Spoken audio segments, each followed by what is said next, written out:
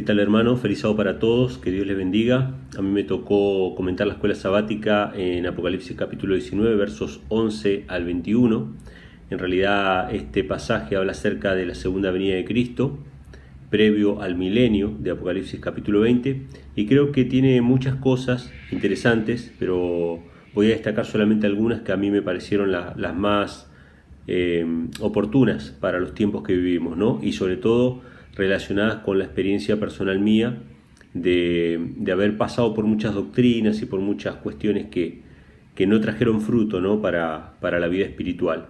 Los primeros versículos del 11, Apocalipsis 19, versículos 11 al 13, son una especie de, a mi forma de ver, ¿no? Una desmistificación de este movimiento que ha surgido en el cristianismo, que tiene como prioridad o como algo importante la búsqueda de la pronunciación del nombre de Dios y de Cristo, ¿sí? ¿Cuál será la forma, según dicen los que están con este tema, cuál será la forma correcta de pronunciar el nombre de Dios y el nombre de Jesús en la lengua hebrea, ¿no? Pero estos versículos tiran por tierra toda esta búsqueda porque, como lo hemos hablado muchas veces en otras oportunidades, el nombre de Dios, más allá de que pueda tener una pronunciación específica, que puede llegar a variar según las etnias que lo nombren, porque esto es así, sin embargo, hay una cuestión más profunda que tiene que ver con el carácter, y vamos a ver que justamente el carácter de Dios y su palabra, su justicia, su verdad, son las armas, en definitiva, con que Dios va a juzgar al mundo, ¿no? Pero bueno, vamos a leer del versículo 11 al versículo 13, que dice así: Y vi el cielo abierto, y aquí un caballo blanco, y el que estaba sentado sobre él era llamado Fiel y Verdadero. Acá ya tenemos una descripción del carácter de Cristo, ¿no? Y en justicia juzga y pelea. La segunda venida de Cristo no, según el mito popular de que Cristo va a aparecer aquí, va a aparecer allí, va a salir en la tele, va a reunir a los reyes de la tierra para decirles cómo gobernar el mundo, totalmente falso. O sea, cuando Cristo viene para impartir su justicia, ¿sí? Pero dice, sus ojos eran como llamas de fuego y había en su cabeza muchas coronas y tenía un nombre escrito que ninguno conocía sino él mismo. O sea, nosotros sabemos que Jesús o Yeshua es el nombre que Jesús tuvo acá en la tierra, pero él ya tenía su nombre anteriormente. Él ya era conocido con otros atributos y con un nombre que reflejaba esas características de su propio ser antes de venir a la tierra. Y de hecho el nombre Jesús es el mismo nombre que tuvieron muchos antepasados de Cristo, o sea, muchas personas anteriormente a Cristo. Por ejemplo, Josué, que fue un patriarca, que fue el que introdujo al pueblo de Israel en Canaán, él tenía el mismo nombre que Jesús, Yeshua, ¿sí? Y si leemos, por ejemplo, las genealogías o las listas de personas que entraron a Babilonia, ahí aparecen varios Yeshua también. O sea, era un nombre que era utilizado por muchas otras personas y era el nombre que tenía Jesús, que significa Jehová salva. Sin embargo, vamos a ver ahora que este nombre que nadie conoce, que él tiene otro significado. Dice el versículo 13, estaba vestido en una ropa teñida de sangre y su nombre es llamado el Verbo de Dios, el Verbo de Dios. Qué interesante, porque justamente esta expresión, el Verbo de Dios, es la manera en que se lo llama a Cristo antes de encarnarse, ¿sí? En Juan capítulo 1 dice, en el principio era el Verbo era con Dios y el Verbo era Dios. O sea que evidentemente ese nombre o esa descripción es anterior a venir a la tierra. Cuando viene a la tierra se le pone el nombre Jesús, que significa Jehová salva, porque ahora su función tiene que ver con la salvación del hombre. Así que vemos que esta búsqueda incesante de saber cuál es la forma correcta de pronunciar un nombre no tiene mucho sentido, porque en realidad lo que Dios quiere que entendamos es que Jehová salva, que Dios nos salvó por medio de Cristo, y también de que Jesús es el Verbo de Dios, o sea, de que Jesús es el Hijo de Dios y es la palabra de Dios hecha acción, ¿sí? Entonces, vemos que estos primeros pasajes desmistifican esta cuestión de las raíces hebreas que tanto se difunde y que tantos malos frutos trae a la vida cristiana, ¿no? Porque cuando uno acepta esa creencia, inmediatamente empieza a juzgar a los demás, ¿no? De que si son profanos o no, si son blasfemos o no, si son paganos o no, etcétera, etcétera. Y se olvidan de que en realidad Jesús se identificó con nosotros, habiendo una lengua celestial que pronunciaba su nombre. Él se puso un nombre que se habían puesto muchos otros antes que él y se identificó con la raza humana, simplemente para que se entendiera el mensaje de que Jehová salva, ¿no? Pero seguimos adelante y en el versículo 14 al 16 se nos menciona algo interesante también, que dice: los ejércitos que están en los cielos le seguían en caballos blancos, vestidos de lino fino, blanco y limpio, y de su boca sale una espada aguda para herir con ella a las naciones, y él las regirá con vara de hierro, y él pisa el lagar del vino de su furor y de la ira de Dios Todopoderoso, y en su vestidura y en su muslo tiene escrito este nombre: Rey de Reyes y Señor de Señores.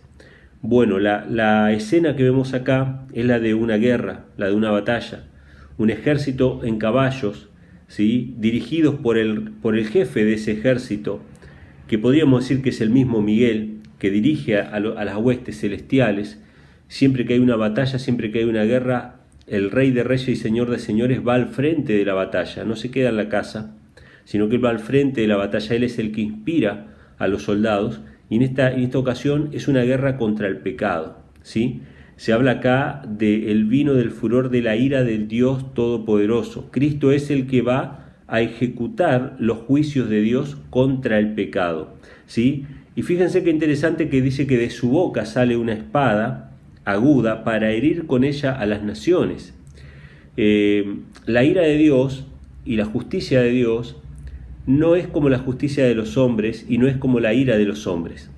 Esta guerra o este acto violento de venir e irrumpir en la historia de la humanidad para poner fin al pecado no es como nosotros entendemos la violencia de los hombres, sino que acá pareciera la palabra de Dios, la palabra de Cristo, porque esa espada sale de su boca, la que va a ejercer la justicia.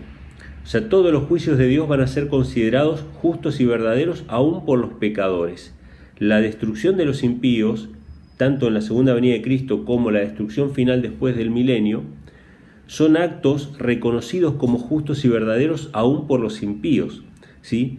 Porque toda vida va a ser confrontada con sus propias obras y cada uno va a poder ver que realmente no merece la vida eterna, porque solamente hay dos caminos: está la vida eterna o la muerte eterna. O sea, no hay otra opción.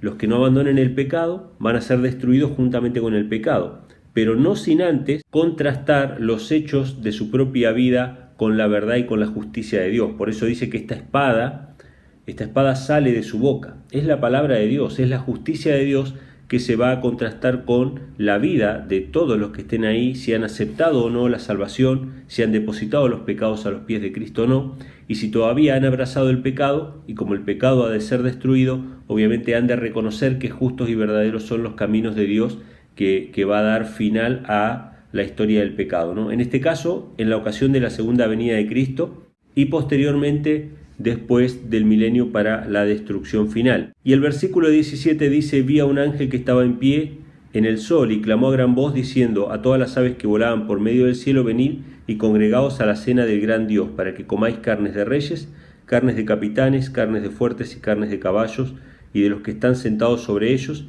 y carnes de todos, libres y siervos, pequeños y grandes. Bueno, esta parte que habla acerca de la cena de las aves, de las aves de rapiña, ¿no?, que van a venir, dice, a comer los cuerpos de los impíos.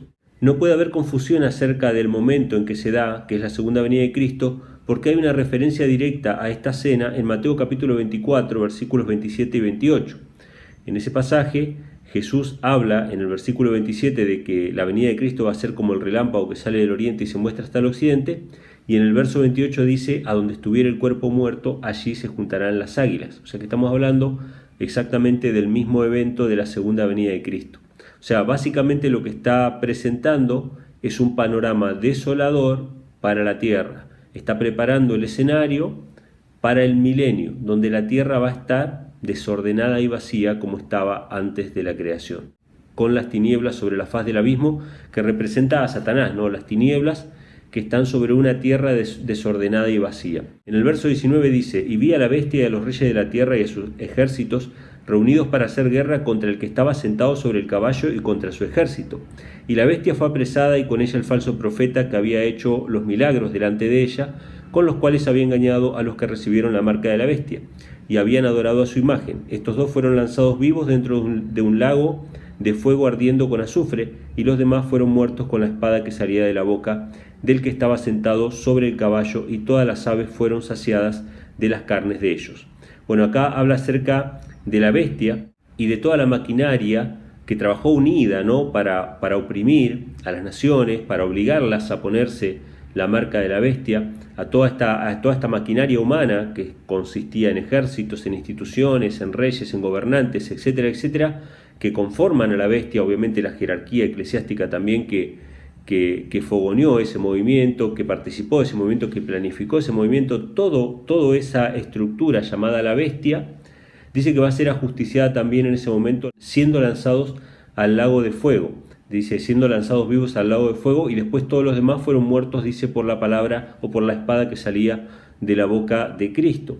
Pero algo interesante que vemos también en este pasaje es que hay una especie de resistencia, ¿no? O sea, cuando ven venir a Cristo, es como que pareciera que quisieran resistir contra la segunda venida de Cristo. Algo muy similar a lo que va a pasar al final del milenio, sí que lo vamos a ver más adelante, cuando Cristo venga nuevamente ya para instaurar su reino en esta tierra. Hay una resistencia, ¿sí? Ustedes fíjense que se juntan Gog y Magog para reunirse, para luchar contra ese reino que quiere ser instaurado acá en la tierra. Pero básicamente lo que podemos ver en Apocalipsis 19, en resumen, en definitiva, es una destrucción prácticamente total de la humanidad. Digo prácticamente porque va a haber un remanente que va a ser llevado con Cristo al cielo. Ustedes pueden leer esto en 1 de Tesalonicenses capítulo 4, en Juan capítulo 14, se nos habla ahí de que cuando Cristo venga, Él va a venir a buscarnos para llevarnos a morar con Él en la casa de su Padre.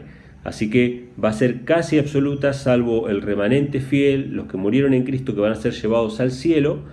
Toda la tierra va a quedar desolada, va a quedar desordenada y vacía, para darle paso, para darle comienzo a ese periodo de 1000 años que vamos a ver en el capítulo 20 de Apocalipsis. Así que este es mi pequeño comentario sobre la escuela sabática. Espero que les sea de bendición y les mando un fuerte abrazo para todos.